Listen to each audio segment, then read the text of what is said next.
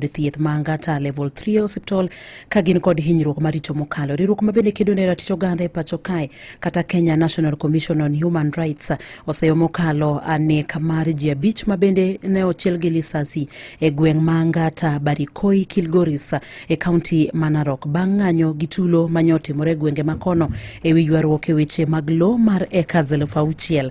Kalure kod riwruogno obila mago kwach kich e mabende tudo kod nek ma kamano. Komachielo bene riwruok mar Amnesty International koro dwaro mondo mak obila mabende tudo gi nek mar ji 5 mabende obila nyochielo gi lisasi kendo wito ngimagi e kinde tulono.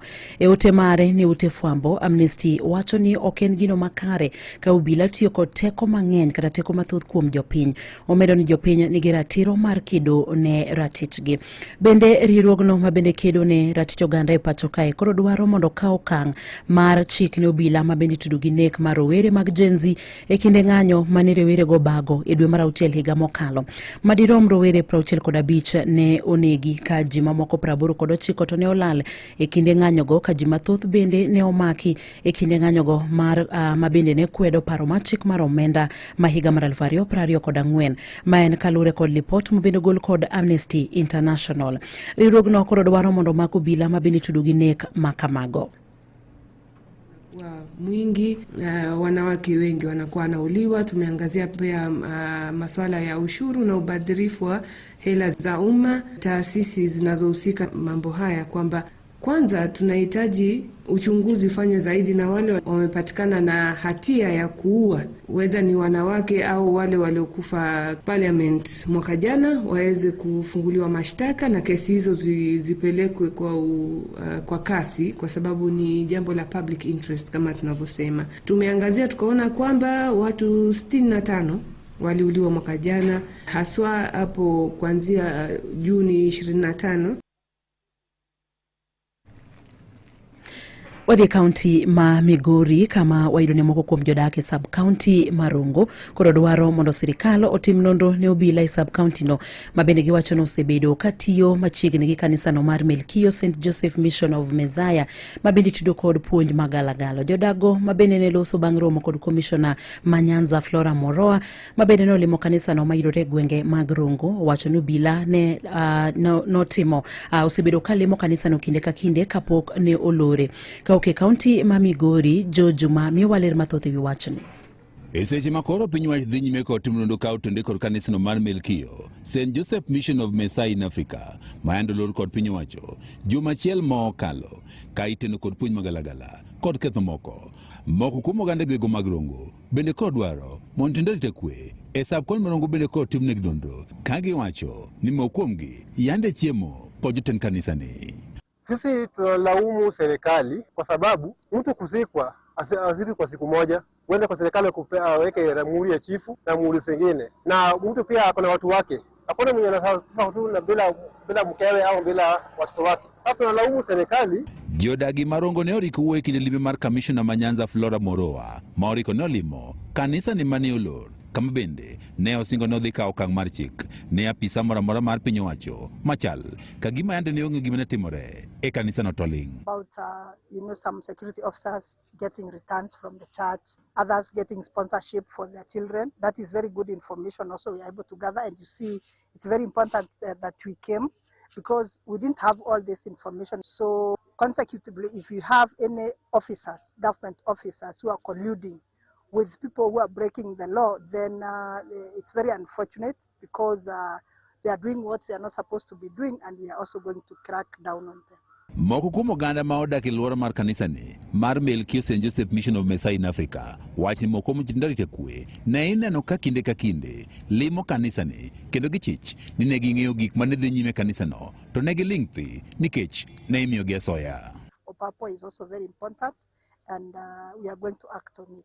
Joseph Ngare wacho ni gima ong'eyo en mokuom gik magalagala mandos bedo kadhi nyime kanisani moko tindo rite kwe yande ne ong'eyo to ne giling' thi nikech chal ka gima ne gikawo asoya kawuok kuom kanisani. It's a well coordinated program between the activities that are taking place inside these particular premises and the security organs. That is what I can say, because you would see several big cars are coming in. When a big car comes in, that person, if not a politician, must be a very serious business person.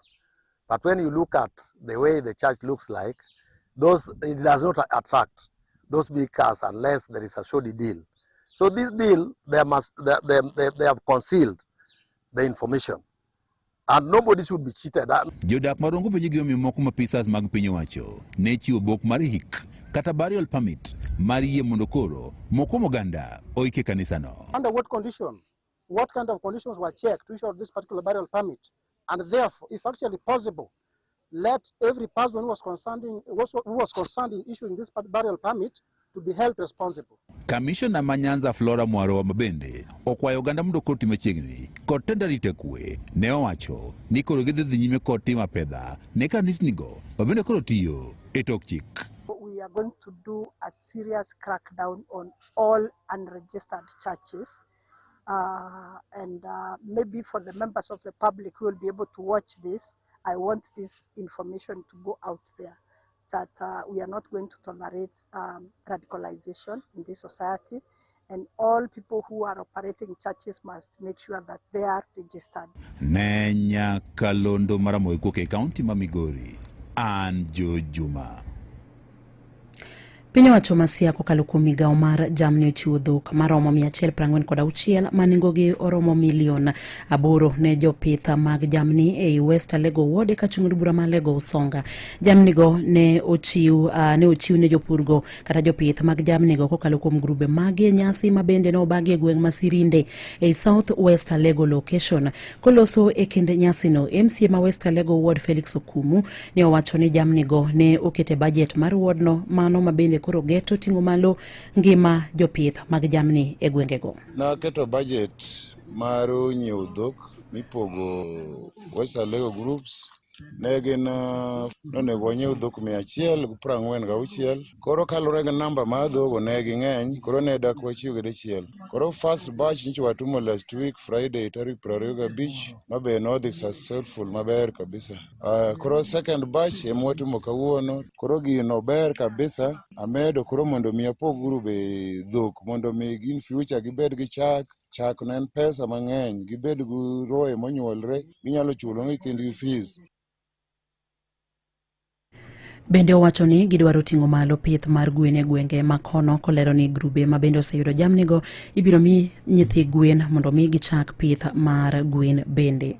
Group moedo dhiang' en koro wadhi miye gweno, koro chaka dhi loso kar gweno, wang'en wadhi wuoyo kaka county, koro ken gima gik katende, en gima koro dwa dhi deeper and deeper. Koro kiseedo dhiang' dhi chak loso kar gweno bende biro ni full swing, to in ng'ama nyo koedo dhiang' in ma koro dhi yudo dhiang'. Watieko mano kendo wapenjra to dwa nyiew diek grombe kose, wadwa ni waketgi ka agriculture mbele. Orengo chiw kodhi kod fertilizer kochiwono, to judiero koro ket dhok, to koro pith obed matut.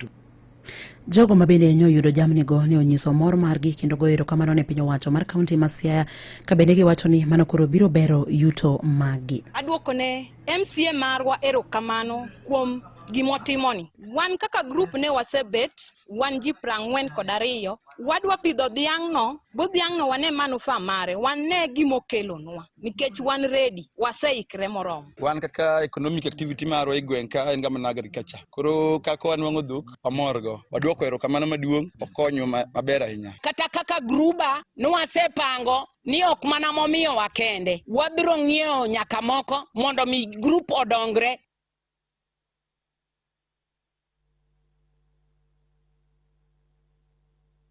Imedo winjo matuch e kor gwenge gi Roda Odhiambo. Sirikal ochungo chenro duto mag lando tuke mag goyo punda e mbui kod ute fwambo duto mapacho kae kuom ndalo 30. Bende wach matiyo gi mbi mar jok manigi huma kata celebrities kotudore gi weche mag go punda bende ochungi. Kembe mag go punda duto idwaro ni mondo chwal lendo magi mag ohala mondo puodhi gi duol mabende ochung'ne tayo sinema e pacho kae kata Kenya Film Classification Board.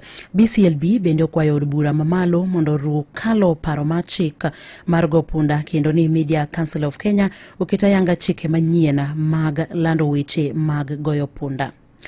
Jotelo mag kanise e gwenge mag Naivasha oseo sirikal kuom rem siro jogo mane oulo daro e miechgi e gwenge mag Maimahiu. Midhiero no mabende noweyo ka ji moheo 60 nowito ngimagi higa achiel mokalo. Giwacho ni piny owacho pok ochopo singo mane oketonegi.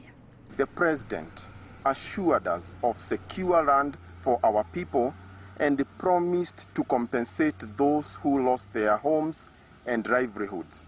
It was also promised that the government experts would be dispatched to access the flood pathways and determine whether our community could settle in those areas again. However, 1 year on, we see no tangible action. Mane mabendo kelo giko mag weche manyien e yorno maradimba kata mago matuche kor gwenge gi elak sechegi tudi kod Chingi Manuel kochakre kanyo sa 11 ne weche manyien. Mago ne weche imedo winjo weche mago ne matuch e kor gwenge gi Roda Odhiambo.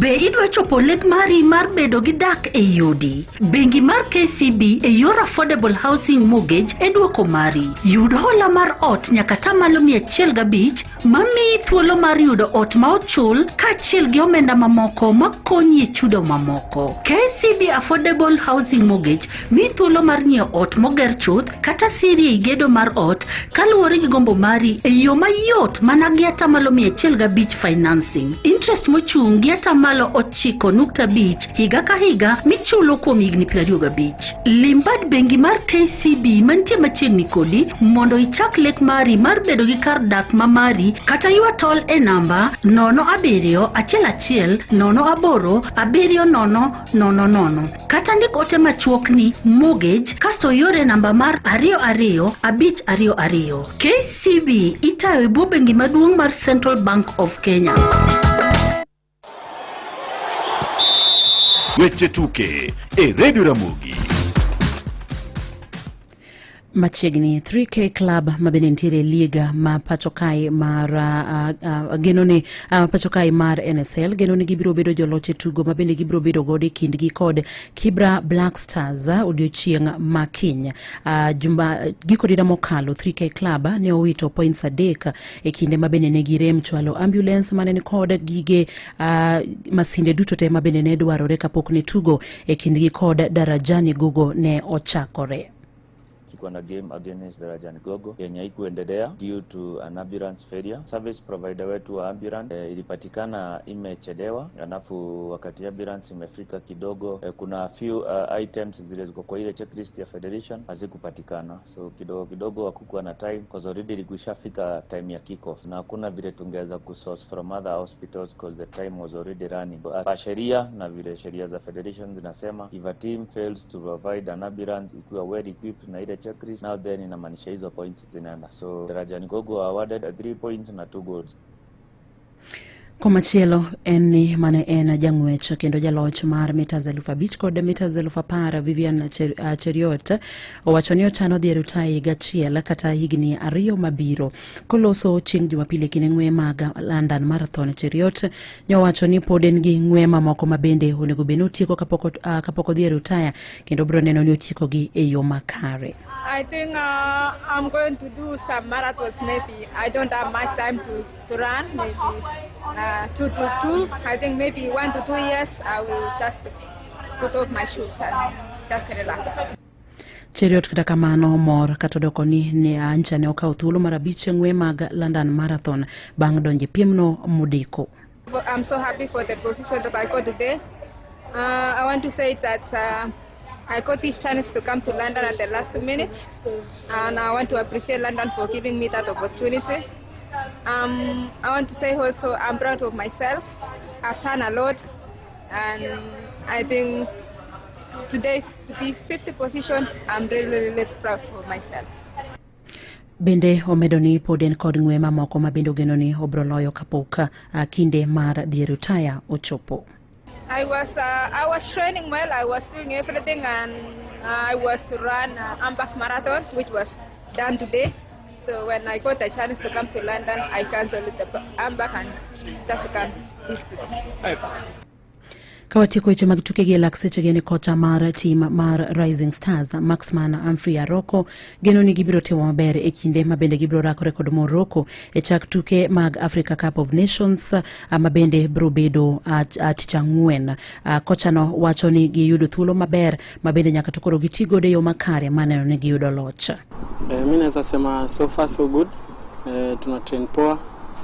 Kila mchezaji ana show up na aim yetu sisi sote ni kuwin tournament. Ni pressure poa sana. Kuna wachezaji wengi wako under 20 lakini mimi kwa among the list ni opportunity pia. Mani mabendo kelewe giko mag weche mag tuke gi lak seche gi.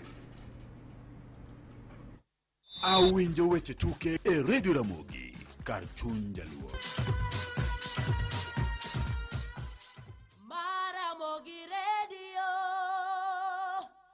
Radio Ramogi kar chuny jaluo.